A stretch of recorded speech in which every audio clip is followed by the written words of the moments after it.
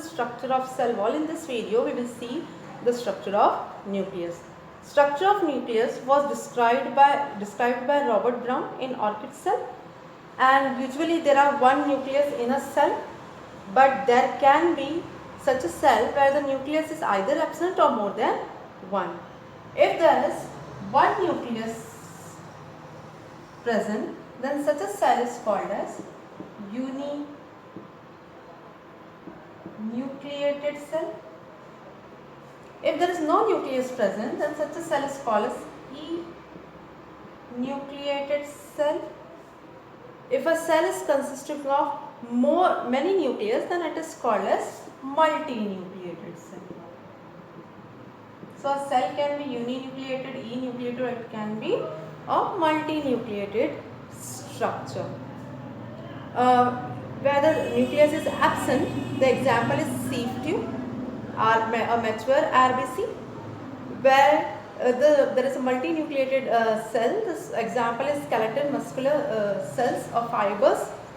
The position of nucleus is generally we talk about that the position of nucleus is in a cell is at center, but most of the case it is in the center, but it has different positions also. The nucleus can be at one side, such as in plant cell, and such as nucleus is called as eccentric. Eccentric nucleus. If it is in between, in middle, then it is called as centric nucleus. And if it is little side, then thus nucleus is called as eccentric nucleus. If it is near this plasma membrane, then such a type of nucleus is called as peripheral nucleus. Sometimes the nucleus are also present at the base of the cells. So this is a cell and nucleus is present at the base of the cell, and this type of nucleus is called as basal cell. Usually nucleus are spherical or round in shape, but in some cases the nucleus can be oval in shape, it can be horseshoe shape, it can be lobed shape. So we can see different structures of nucleus, but generally it is spherical in shape. Now let us study the internal structure of nucleus. Is bounded by double membrane. This is the inner membrane, this is the outer membrane.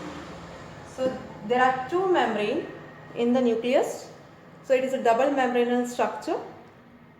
Inside this there is a substance, transparent material, which is known as nucleoplasm, which is rich in enzyme for DNA replication. It also contains some divalent ions such as magnesium and manganese. So it also contains mRNA, tRNA, rRNA. So inside this double membranous structure there is a fluid transparent material present, which is known as nucleoplasm, and this nucleoplasm is rich in enzyme which helps in DNA replication. It also contains mRNA, tRNA, rRNA, and some divalent ions such as magnesium and manganese. Other than that, it also contains some thread-like structure, and these thread-like structure, this fibrous structure is called as chromatin. And during the division of cell, these fibers become thick like a ribbon and are called as chromosomes. Other than that, it also contains a large spherical granule which is called as nucleolus. It is spherical. It is attached at a specific point with the chromatin, and from where it is attached it is called as nucleolar organizer region, that is NOR.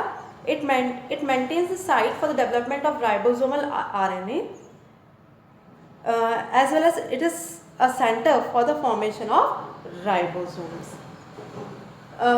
We can see here these outer membrane is studded with ribosome, and this outer layer also helps in the formation of endoplasmic reticulum. Nucleus controls all the vital activities of cell. It also regulates the cell growth. So we have completed our topic, that is nucleus. Thank you.